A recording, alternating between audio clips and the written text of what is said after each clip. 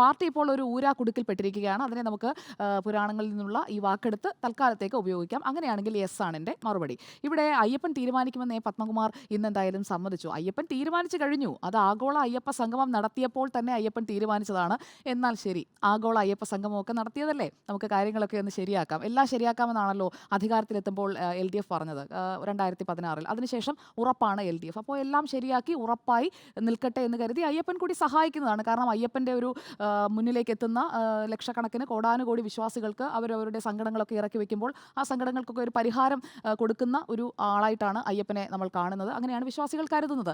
അങ്ങനെയാണെങ്കിൽ പത്മകുമാറിൻ്റെ ആശങ്കകൾ, അദ്ദേഹത്തിൻ്റെ ആവലാതികൾ, അദ്ദേഹവും അയ്യപ്പന് മുന്നിൽ പോയി പ്രാർത്ഥിക്കുന്ന ഒരു വിശ്വാസിയാണെന്നാണ് ഞാൻ മനസ്സിലാക്കുന്നത്, പാർട്ടിയുടെ ജില്ലാ ഘടകത്തിലുള്ള ആളാണെങ്കിലും.